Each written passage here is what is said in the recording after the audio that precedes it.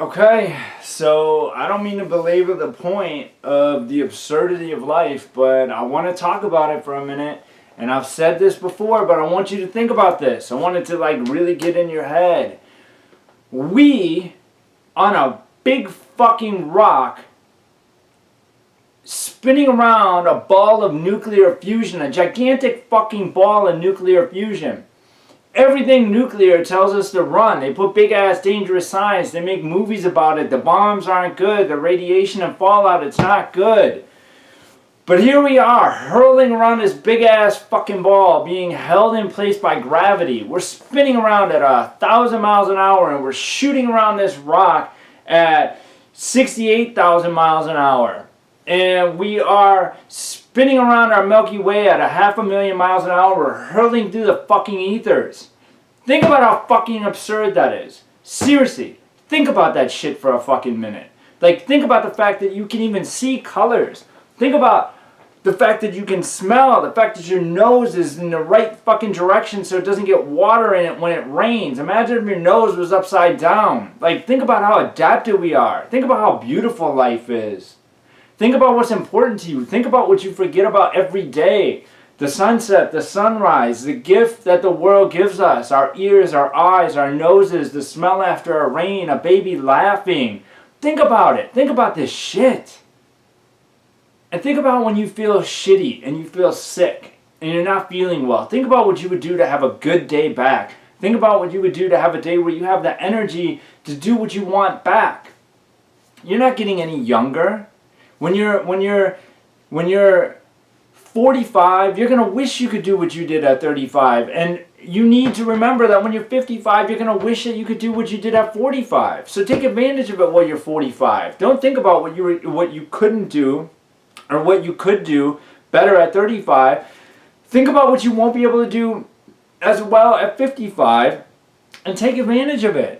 Think about the absurdity of everything. What are you doing? Are you where you wanted to be in life right now? None of us are. Nobody playing this shit. I didn't plan on being a balding, middle-aged, white motherfucking divorcee, in the situation I am in life, but here I am. And that's what life gave me, and I'm thankful for it. I'm thankful for every crazy thing going on in my life. I'm an existential nihilist. That doesn't mean that there's no meaning in life. That doesn't mean that there's no point. That doesn't mean that I don't want to live. I don't want to suffer.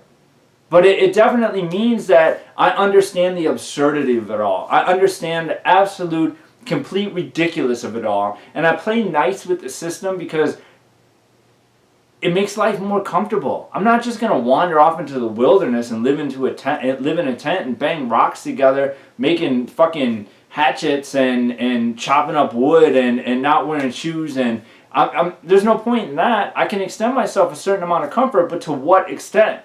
To what extent? Are you following your dreams? Are you following your heart? Are you doing what you want? Are you thriving or are you existing? I mean, I'm just looking at the absurdity of it all. And I've said in many videos, I fucked around on some dating sites just to kind of see what's going on out there. A long time ago, I used to have an OkCupid account.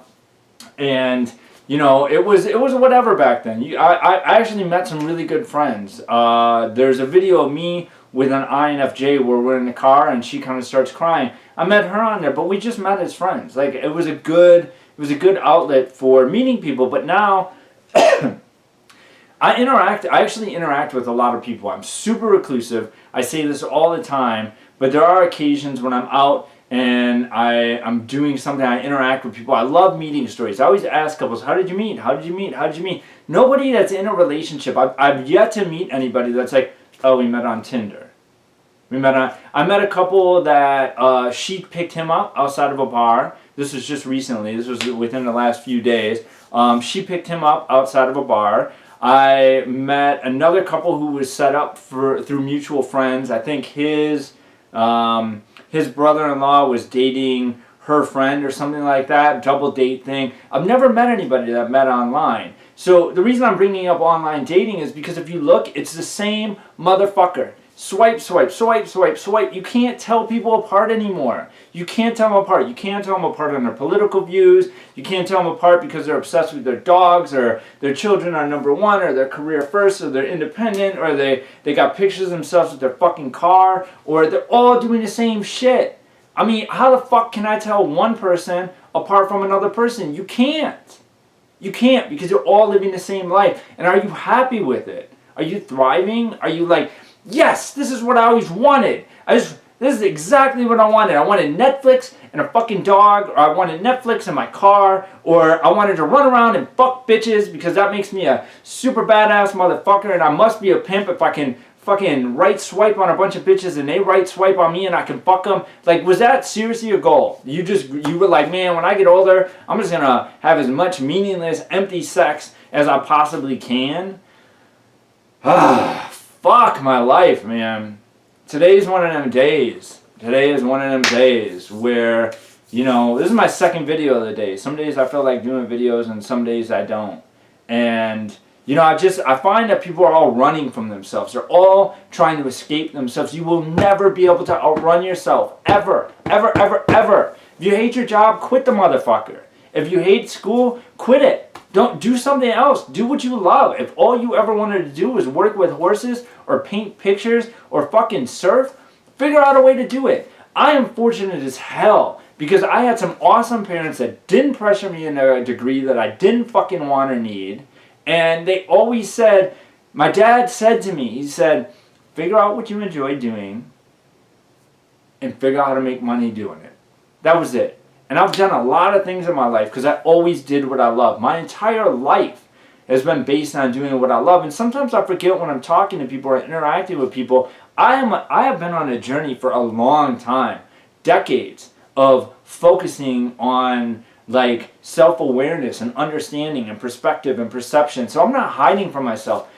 I don't give a fuck, man. This is me. This is all I got. This is me. Nobody else is going to be able to do it as well as me. I'm going to be the best in the world at it. And it's the same for you. So what is your reason? What are the reasons you're telling yourself for not following your dreams? You're going to fail? Are you worried you're going to fail? Is that the problem? Because, I mean, you know, there's, and I'm not a big, like, rich dad, poor dad, like, you know, pyramid, Ponzi schemey kind of, you know, sell books to make money dude. But in Robert Kiyosaki in Rich Dad, Poor Dad, he said he knew that 4 out of every 5 businesses failed. So he said he just got started failing so that because the quicker he got those 4 failures out of the way, the quicker he was to succeed. And I was like, yeah, that's dead on right. I've started a lot of businesses in my life, a lot of little businesses just to try to eke out a little spot for myself in this world.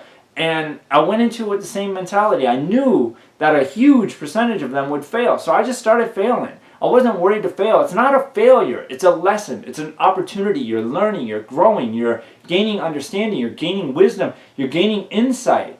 Why would you see that as a failure? Why in the world would you see that as a failure? So if you go out there in the world, ask yourself this, because I do this all the time. And then what, and then what, and then what, and then what. And usually by the time you get done with a few then whats, everything gains some clarity. What if you quit your job? I mean, ask yourself that. And then what? And then what? And then what? And then what? What if you pursue a dream? What if you start a business? What if it fails? No, well, then it fails. You learn from it. You grow. Try, fail, try harder, or try, fail, learn, try harder, fail better. I mean, there's nothing wrong with failing better. It's not, you can look at anything like a failure or success. It's all how you paint the narrative and the perspective you have in your own mind. So, people, wake up, please. Stop being drones. Get the life you want. Do what you love. Thrive. Find what you're passionate about and do it. Like, just dig the fuck in. This is one life, one chance, like the shirt that I wear all the time. One life, one chance. That's it. That's all you got. And it's going to be done. This game ends the same for everybody. We all end up dead. The end.